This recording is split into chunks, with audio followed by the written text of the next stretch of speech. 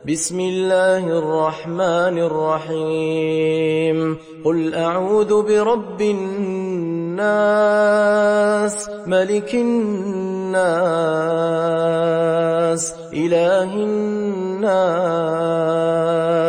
من شر الوسواس الخناس الذي يوسوس في صدور الناس من الجنة والناس.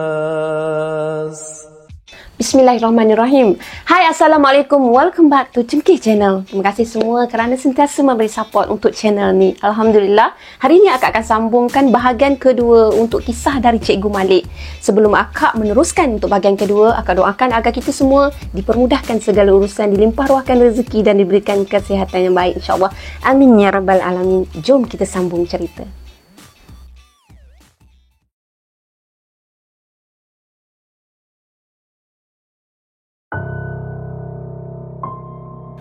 Kau tahu tak, manusia bodoh? Di atas almari inilah tempat aku tinggal selama ni. Setiap hari aku perhatikan Suraya. Dan dari sinilah aku akan menjaga Suraya seperti mana perjanjian aku bersama moyang. Aku berjalan di sekitar bilik. Aku juga berada dalam bilik ibu bapa dia. Dan aku terbang di sekitar rumah ni. Mereka tak tahu. Mereka tak nampak aku. Aku perhatikan je mereka. Apabila mereka tidur, apabila mereka berbual-bual, aku tengok. Kadang-kadang kami makan bersama. Tahu? Aku makan makanan yang mereka tak bacakan nama Allah padanya. Bodoh. Kadang-kadang aku wujudkan perselisihan faham pada keluarga ni. Supaya mereka memusuhi dan mereka mensyaki segala sesuatu yang tak ada. Pecah belah. Supaya mereka ni saling mendengki dan jauh dari Allah. Kan itu tugas aku dari dahulu. Untuk sementara nenek tu tu Ustaz Malik, Cikgu Malik tu lah, dia cuba mengagak yang gangguan ni adalah dari saka atau bahasa mudah dia jin keturunan. Penilaian Cikgu Malik bukan berdasarkan apa yang dikatakan oleh jin tersebut, tetapi berdasarkan pada kesimpulan keseluruhan dari tanda-tanda gangguan yang wujud pada keluarga Tuan Johari tu. Jin saka ni wujud apabila pada satu ketika dulu moyang kita bekerjasama dengan jin untuk jaga rumah, jaga harta, jaga kebun, keluarga dan sebagainya. Kemudian saka tu diperturunkan dari moyang kita kepada datuk kita, lepas tu atau nenek kita, kemudian kepada ibu kita atau bapa kita, seterusnya turun kepada kita dan akhirnya diwarisi oleh generasi-generasi sesudah kita. Saka ni sebenarnya ada perjanjian-perjanjian tertentu yang kita tak tahu. Sebab itu adalah antara syaitan dan moyang kita. Yang terdahulu perjanjiannya dilakukan oleh mereka. Kebiasaannya keluarga tersebut ada menyimpan barang-barang yang lama, seperti keris, tombak, pasu, azimat, bungkusan tertentu dan sebagainya, sebagai tanda-tanda perjanjian tadi. Tak pernah sedikit pun yang jin saka ni akan melindungi kita. Bahkan keluarga yang memiliki saka ni akan mengalami masalah yang tidak pernah akan putus-putus kelamaannya. Dalam kes-kes tertentu, saka ni akan meminta balasan yang tak diketahui permintaannya oleh keluarga mangsa, sebagai konon-kononnya telah menjaga keluarganya tadi. Jadi mereka terus memerhatikan pergerakan Suraya yang sedang berada atas katil tu. Okeylah, kalau kau tak nak turun sekarang, aku akan baca lagi ayat-ayat Al-Quran. Kemudian Cikgu Malik diteruskan dengan membaca surah Kursi dan surah An-Nisa ayat 56. Allah, tiada Tuhan yang berhak disembah melainkan Dia, yang tetap hidup, yang kekal selama-lamanya mentadbir sekalian makhluknya, yang tidak mengantuk, usahakan tidur, yang memiliki segala yang ada di langit dan yang ada di bumi. Tiada sesiapa yang dapat memberi syafaat pertolongan di sisinya melainkan dengan izinnya. yang mengetahui apa yang ada di hadapan mereka dan apa yang ada di belakang mereka, sedang mereka tidak mengetahui sesuatu pun dari kandungan ilmu Allah melainkan apa yang Allah kehendaki memberitahu kepadanya. Luasnya kursi Allah, ilmunya dan kekuasaannya meliputi langit dan bumi, dan tiadalah menjadi keberatan kepada Allah Subhanahu Wa Taala menjaga serta memelihara keduanya, dan dialah yang maha tinggi darjat kemuliaannya, lagi maha besar kekuasaannya. Surah Al-Baqarah atau ayat surah Kursi 225. Sesungguhnya orang-orang yang kafir kepada ayat-ayat kami, kelak akan kami masukkan mereka ke dalam neraka. Setiap kali kulit mereka hangus, kami ganti dengan kulit yang lain agar mereka merasakan azab. Sesungguhnya Allah maha perkasa lagi maha bijaksana. Surah An-Nisa ayat 56. Syaitan yang berada di dalam badan Suraya tadi menjerit. Jeritannya tu terasa menusuk ke lubang telinga. Mereka menutup telinga sebab bunyi jeritan tu Cikgu Malik agak boleh saja memecahkan gegendang telinga mereka lah kalau tak tutup. Kemudian Cikgu Malik dia kuatkan bacaan Al-Quran dengan tanpa mempedulikan Suraya yang menjerit-jerit kesakitan tau. Sekejap kan Suraya menangis, sekejap kan dia ketawa sambil dia menunjuk-nunjuk ke arah Cikgu Malik. Lepas tu Cikgu Malik baca lagi. Lepas tu Cikgu Malik kata, keluarlah wahai musuh Allah. Keluarlah wahai syaitan. Macam tu. Dengan tidak semena-mena Suraya terus melompat dari atas almari ke arah katil di hadapan dia. Gedegang. Mereka semua terkejutlah dan terpaku. Kedua-dua orang pekerja Tuan Johari tadi menjerit dan dia memegang bantal sambil dia menutup kepala mereka. Menjerit dan lari ke tingkat bawah. Jadi Cikgu Malik pun dia tak faham kenapa mereka berkelakuan seperti itu. Mungkin mereka takut kot. Jadi Cikgu Malik dia pun tak tahu dari mana mereka boleh dapat bantal tersebut. Memang tak ada nak fikir. Bunyi jeritan mereka tu hingga keluar rumah tau. Cikgu Malik rasa mereka berdua lari balik ke asrama pekerja lah kot. Asalkan jangan lari dan masuk ke dalam kebun-kebun kelapa sawit pada malam-malam yang suram tu dan menyeramkan, sudahlah. Kedua-dua kaki katil di sebelah hadapan tu patah akibat dari lompatan Suraya tadi. Punyalah berat. Suraya dia berdiri dia sambil menari-narilah pula. Jadi mereka pun bergerak mundur sedikit ke belakang. Suraya kemudiannya dia melompat dari katil dan dia berjalan menuju ke arah Puan Farah sambil dia senyum. Lepas tu dia tunduk. Sudah lama aku tak bersua dengan kamu. Aku dah lama dah kelaparan. Kenapa kamu tak lagi bagi makan kat aku, wahai Farah? Kan engkau ni kan ibu kepada tuan aku. Berilah aku makan. Nanti Suraya aku akan jaga. Aku jaga sampai dia mati. Aku lapar. Jadi Cikgu Malik dengan Tuan Johari dia tergamam tau. Dia masih juga tak faham ke dan sama-sama lagi situasi tu. Kenapalah jin ni merasuk Suraya? Lepas tu cakap pula macam tu. Selepas tu Suraya dia berpaling kepada Tuan Johari dan dia berlari menuju ke arah Tuan Johari sambil tangan dia lurus ke depan. Macam hantu Cina tu. Macam tu. Tapi dia berlari lah. Mungkin sebab terkejut Tuan Johari tu dia jadi jatuh tersadung dekat belakang ketika dia cuba untuk mengelak dari serangan Suraya tu. Ketika Tuan Johari tu terjatuh terlentang, Suraya, dia lepas tu dia melompat ke atas badan Tuan Johari. Lepas tu dia cekikkan Tuan Johari sambil dia membenamkan kuku dia yang tajam ke leher Tuan Johari. Ya Allah, aduh sakitnya, jerit Tuan Johari tau.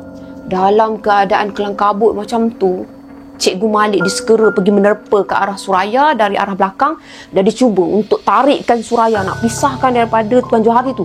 Suraya sikit pun tak bergerak langsung. Kemudian Suraya dia perlahan dia berpaling ke belakang, boleh bayang tak? Paling ke belakang, menakutkan. Dan dia merenung tajam ke arah Cikgu Malik sambil tersenyum. Kau nak mati juga ke, bodoh? Kau nak mati juga ke? Jadi Cikgu Malik dia buat-buat tak tahu. Kemudian Cikgu Malik dia merenunglah dekat tingkap bilik. Kononnya, kalau apa-apa berlaku, aku akan terjun dari tingkap dulu. Bisik hati Cikgu Malik lah. Oi, Tuan Johari dia masih lagi menahan kesakitan dan dia cuba untuk menarik genggaman tangan Suraya. Dalam keadaan yang tegang tu, Cikgu Malik dia cuba untuk tenangkan diri dia. Ketika dia berserah kepada Allah, Cikgu Malik dia membaca ayat Al-Quran, dibaca lagi. Ingatlah, sesungguhnya pokok zakum, buahnya menjadi makanan bagi orang-orang yang berdosa dalam neraka. Makanan ini pula panas seperti tembaga cair, mendidih dalam perut seperti mendidihnya air yang meluap-luap panasnya. Surah Ad-Dukhan ayat 43 hingga 46. Dengan tak semena-mena, Suraya tu menjerit-jerit lah. Lepas tu suara dia tu memenuhi segenap ruang bilik dia. Cikgu Malik bacakan lagi ayat-ayat tadi berulang-ulang kali sehingga dengan izin Allah, Cikgu Malik dia tengok Suraya mula jadi lemah dah. Tak ada dah kuat sangat melawan. Dia tuyuh hayang dah. Akhirnya Suraya pingsan. Tuan Johari dia bingkas bangun, lepas tu dia pergi pelukkan Suraya. Masa tu darah dia masih lagi keluarlah dekat celah-celah leher Tuan Johari tu, sehingga baju Tuan Johari tu mula macam kelihatan beberapa tumpuk darah. Sebab kuku Suraya tadi jadi macam tajam tau. Masa tu kemerahan lah sebab akibat kesan darah tu. Jadi Cikgu Malik dia minta Tuan Johari ni baringkan Suraya di hadapan mereka. Ibu Suraya, Puan Farah, dia masih berdiri agak sedikit jauh lah dari mereka semua. Dia menangis sambil dia lapkan air mata dia. Dia minta Cikgu Malik dia mintakan Puan Farah tu untuk datang ke arah mereka untuk betulkan baju Suraya masa tu. Tangan dengan kaki Suraya, Cikgu Malik dia tengok tak macam sebelum ni. Tak lagi seperti seorang yang sedang diikat kaki dan juga tangan dia. Suraya dia dah terbaring lemah lah time tu. Selepas tu Cikgu Malik dia perhatikan Suraya dah mula bukakan mata dia, dah mula panggilkan ayah, mama, Suraya haus. Macam tu. Puan Farah dia keluarkan sebotol air minuman dari beg dia. Lepas tu dia tak tahu pula lah Cikgu Malik ada air dalam beg Puan Farah. Mungkin sesetengah orang ni dia suka lah bawakan air botol dalam beg kan. Jadi mungkin lah kebetulan membantu keadaan. Puan Farah dia kemudian dia bukakan tudung air botol tu. Lepas tu dia pun tuangkan sikit demi sedikit ke dalam mulut Suraya tu. Dia bagi Suraya tu minum dengan perlahan-lahan lah. Kemudian Cikgu Malik dia mengajar Suraya untuk istighfar. Suraya ikut Ustaz baca. Okey? Astaghfirullahalazim. Astaghfirullahalazim. Suraya dia mengangguk dan dia ikut bacaan Cikgu Malik secara perlahan. Astaghfirullahalazim. Dibaca dan baca. Suraya kemudian dia diam. Lepas tu dia pandangkan ayah dengan ibu dia. Lepas tu Suraya ditanya, kenapa ayah? Kenapa mama? Macam tu. Suraya sakit. Jawab Tuan Johari. Sebab anak dia dah tanya kenapa semua kan. Jadi itu je Tuan Johari boleh jawab. Sebab Suraya sakit. Suraya kat mana sekarang? Dia tanya. Dekat rumah kita nak, jawab dengan ayah dia. Suraya dah tak tahan lagi lah mama. Dah tak tahan. Dia merintih. Ibu Suraya ni dia tengok kembali ke arah anak dia. Dia menangis. Cuma sekarang ni dia tengok Suraya tu agak macam sayu. Lebih sayu lah situasinya daripada sebelum tu. Bertahanlah nak, insyaAllah nanti ayah usahakan untuk bantu Suraya, okey? Sahut Tuan Johari pula. Tiba-tiba Suraya tu diam, lepas tu dia memandang ke atas. Berbola mata dia kembali tajam dan dia tersenyum memandang ke arah mereka. Cikgu Malik dia minta pada Tuan Johari dengan Puan Farah untuk menahan kedua-dua belah tangan Suraya sebagai langkah berjaga-jaga tau. Tiba-tiba Suraya kembali mengilau. Sudah datang Malik. Kenapa kamu siksa aku, wahai manusia? Aku tak ada urusan dengan kamu. Kenapa kau ganggu Suraya? Kenapa kau tak lepaskan sahaja dia? Tanya Cikgu Malik. Aku sakit. Aku tersisa bila kau bacakan ayat Al-Quran. Tapi aku dah terikat dengan perjanjian ni. Aku sanggup untuk mati dalam badan Suraya. Kau boleh pun keluar dari badan Suraya dan pergi ke mana-mana pun. Tapi kenapa kau datang lagi, syaitan? Sudah aku katakan tadi, aku dah terikat dengan perjanjian. Aku tak dapat keluar hinggalah perjanjian ni terbatal. Dan aku akan terlepas dari semua ni. Dan selepas tu, aku tak ada lagi urusan dengan keluarga ni lah. Perjanjian yang bagaimana? Tanya Cikgu Malik. Kamu tak perasan ke yang Ibu Suraya dari tadi cuma diamkan diri? Kenapa tak bertanya pada dia je? Dialah punca semua ni. Dialah yang bagi makan dekat aku selama ni. Tengok, Tengok kat belakang rumah kamu. Di bawah pohon besar dekat belakang tu, ada banyak makanan yang disediakan untuk dicamukan kepada aku. Bodoh. Kau tanyalah dia. Selagi permintaan aku dimakbulkan, maka selagi itulah Suraya akan jadi hamba aku selamanya. Suraya yang terbaring lesu ketika tu mula menggenggam tangan dia. Tiba-tiba kaki dengan tangan dia seperti terikat semula. Sama seperti ketika kali pertama Cikgu Malik tengok Suraya. Cikgu Malik dia terkenang semula mimpi dia tadi masa sebelum datang ke ladang tu. Dialah Suraya yang Cikgu Malik tengok dalam mimpi dia tadi. Dia yakin sangat. Dan perempuan hodoh tu mungkin jin saka peliharaan keluarga Puan Farah. Akhirnya Suraya dia memandang ke atas dan dia terus tersenyum sambil ketawa. Kembali semula pada keadaan asal dia. Seolah-olah dia diikat oleh sesuatu. Selepas tu, Suraya terus mendiamkan diri. Cikgu Malik dengan Tuan Johari kemudiannya dengan pantas dia memandang ibu Suraya. Zam! Itulah punca dia. Cikgu Malik jadi serba salah tau. Kemudian Cikgu Malik matikan perasaan bersalah tu. Lalu dia bertanya kepada Puan Farah. Puan ada apa-apa yang nak diberitahu tak? Puan Farah dia jadi serba salah. Dia terdiam dan sepertinya sedang menyembunyikan sesuatu dari mereka semua tau. Dia terus diam. Sayang, bagi tahulah kat abang. Apa semuanya yang dah berlaku demi kebaikan anak kita Suraya. Beritahulah abang. Abang jangan marah. Sebelum tu saya nak minta maaf. Ada benda sebenarnya saya tak bagi tahu kat abang. Sebelum ni saya tak bagi tahu. Macam mana nak cakap? Sebenarnya saya yang minta mak supaya serahkan saka ni kepada Suraya. Dulu mak pernah bagi tahu nak serahkan saka dia pada saya sebagai pewaris saka keluarga yang kelima tu, tapi saya menolak sebab saya tak sanggup lah nak tersiksa. Saya minta mak serahkan pada Suraya je masa tu. Saya serahkan kat Suraya je lah masa tu. Astaghfirullahalazim. Kenapa sayang buat macam tu? Kenapa tak bincang dengan abang? Tengok apa dah jadi pada Suraya sekarang. Cuba tengok apa dah jadi pada keluarga kita ni. Kenapa tak bincang? Tuan Johari dia mula meninggikan suara dia kepada Puan Farah. Sementara Puan Farah dia macam itulah. Puan Farah cuma mampu kemudian dia menangis, dah rasa takut. Lepas tu Cikgu Malik dia tak faham tahu kenapa Puan Farah sanggup menyerahkan Suraya sebagai ganti dia. Sedangkan banyak lagi ikhtiar untuk mengelakkan masalah tu dengan pergi mendapatkan rawatan Islam bagi memutuskan perjanjian saka tersebut. Kenapa pilihan tu yang dia ambil? Kenapa anak dia yang dia disalurkan saka tu? Mak setuju untuk tukarkan Suraya sebagai waris seterusnya. Sebagai ganti mak minta saya untuk sediakan ayam hitam.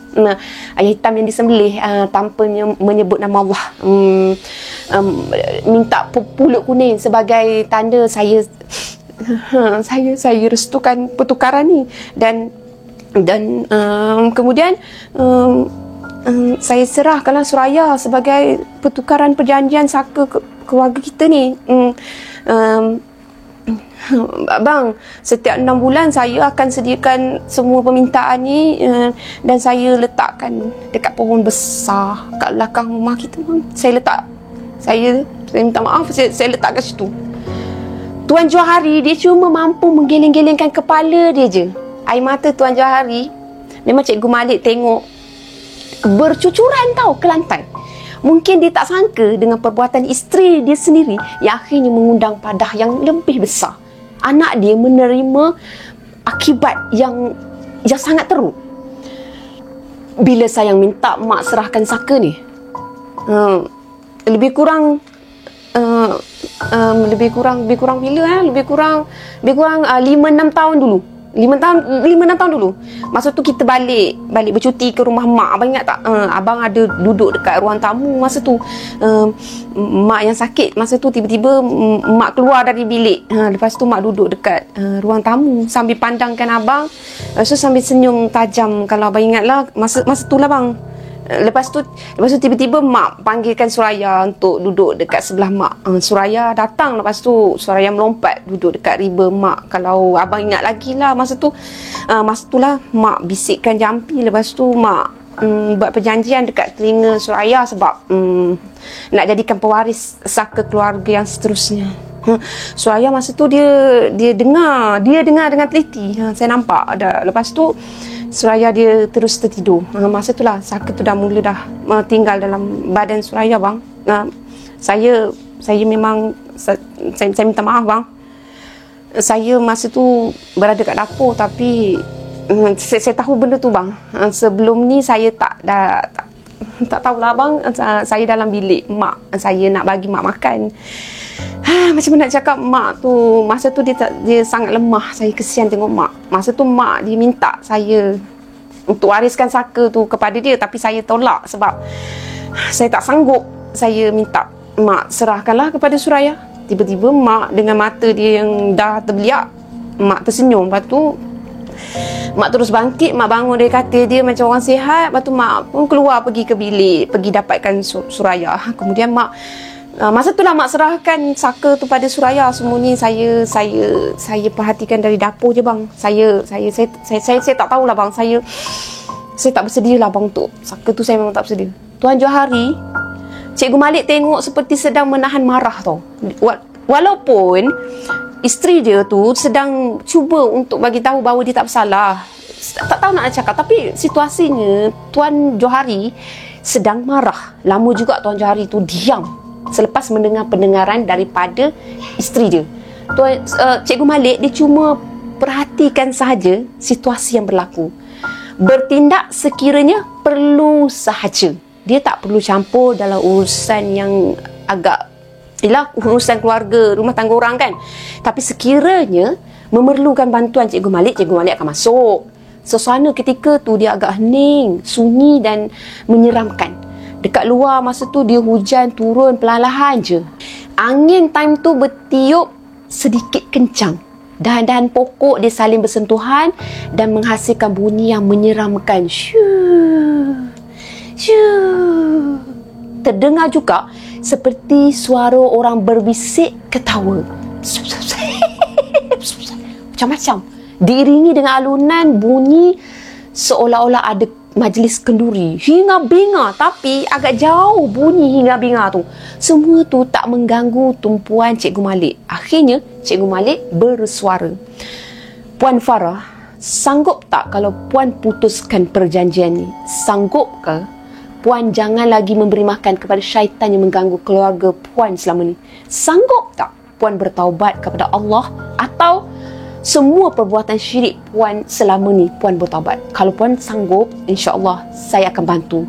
Suraya dan keluarga Puan saya akan bantu untuk memutuskan perjanjian saka ni dan menghilangkan gangguan ni yang selama ni ditanggung oleh keluarga Puan.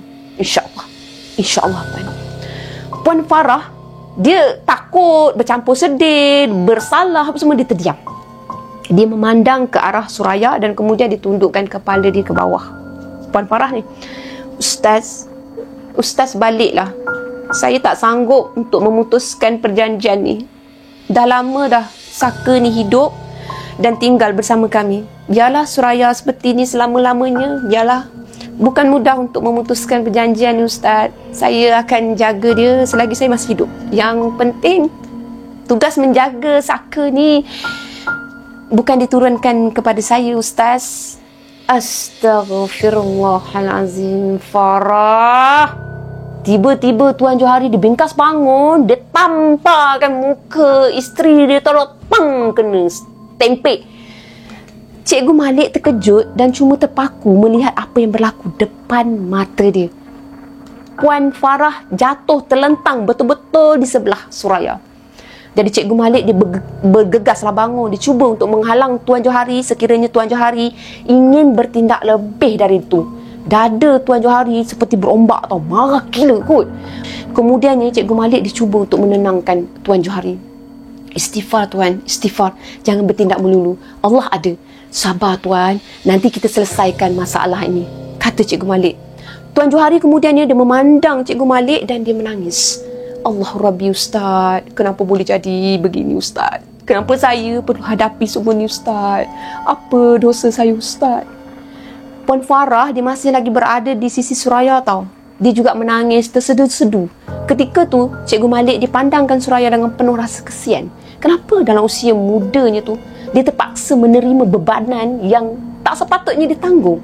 Terpaksa melalui jalan yang sangat sukar akibat kebodohan dan kejahilan dari orang lain. Suasana jadi suram sangat, bertukar sedih dan sayu. Bunyi cengkerik dah mula kedengaran time tu. Hujan dah mula berhenti. Bunyi esak tangis Puan Farah masih lagi kedengaran tapi agak perlahan. Lepas tu Puan Farah dia memeluk Suraya yang kembali kaku. Ustaz, saya hantar Ustaz balik. InsyaAllah nanti saya selesaikan masalah ni. Baiklah Tuan, saya ikut je apa kata Tuan. Tuan Johari dia mula melangkah keluar pintu bilik. Lepas tu dia Cikgu Malik ni dia mengikut Tuan Johari dari belakang. Cikgu Malik dia berhenti sekejap di hadapan Puan Farah.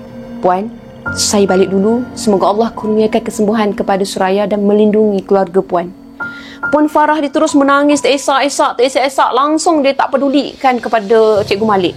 Cikgu Malik dia perhatikan pada wajah Suraya. Suraya dari tadi lagi memandang ke atas juga.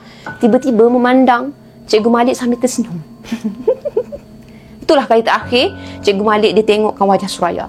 Hinggalah sekarang Cikgu Malik tak pernah berjumpa dengan Suraya lagi lepas tu. Sebelum dia nak naik kereta Cikgu Malik ni, Tuan Johari dia terlebih dahulu dia kuncikan pintu rumah dia. Mereka mula menaiki kereta dan singgah ke asrama pekerja Tuan Johari tu. Tuan Johari dipanggilkan dua orang pekerja dia yang kebetulan duduk sambil bermain gitar dekat luar asrama.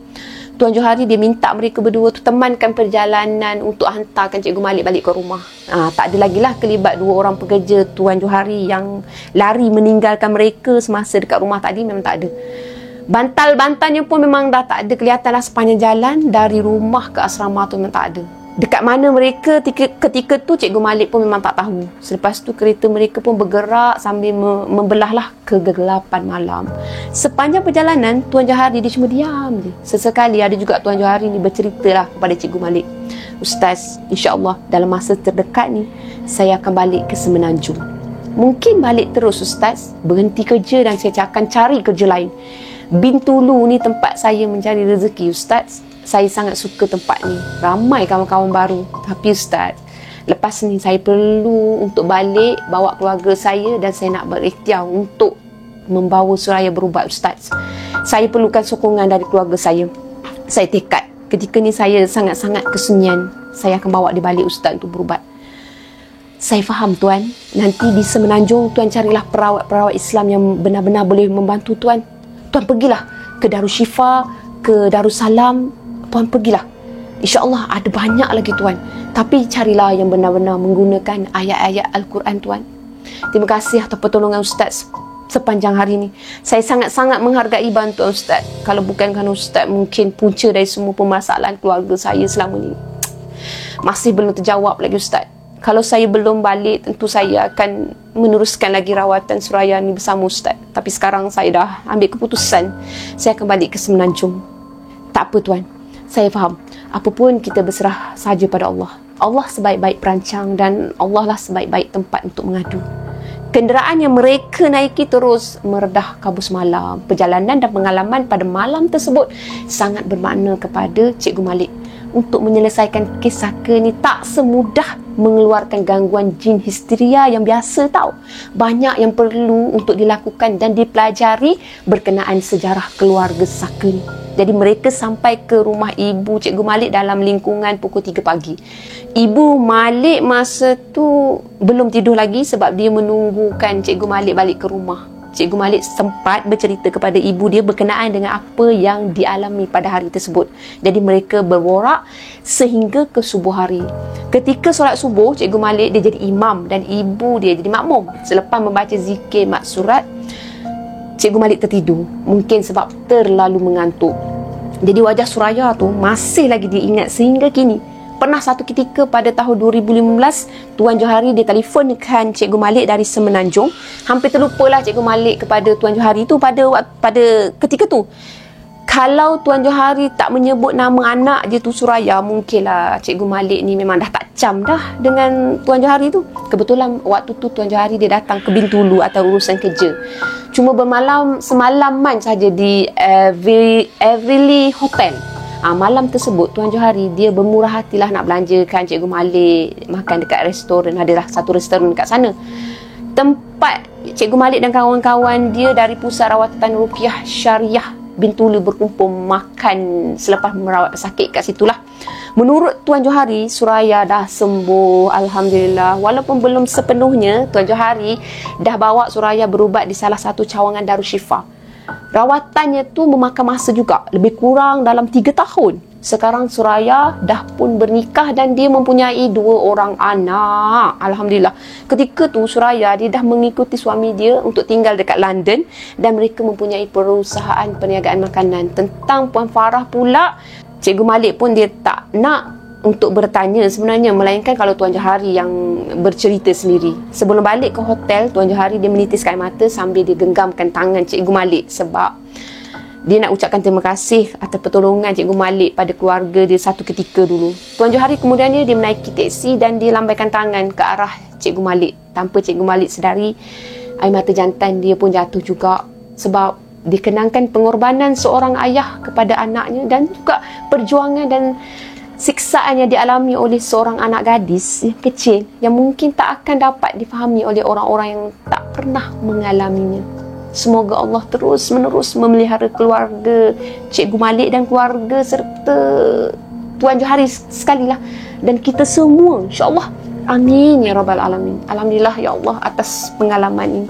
Sangat bermakna dan kita boleh kongsi manfaatnya untuk kita pelajari sesuatu. Sekian untuk kisah pada kali ini.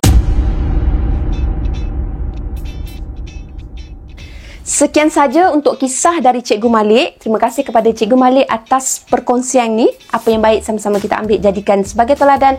Apa yang buruk sama-sama kita ambil jadikan sebagai sempadan. Terima kasih juga kepada semua kerana sudi mendengar. Baik korang. Assalamualaikum. Jangan lupa like, share dan subscribe. Bye. Terima kasih. Bye.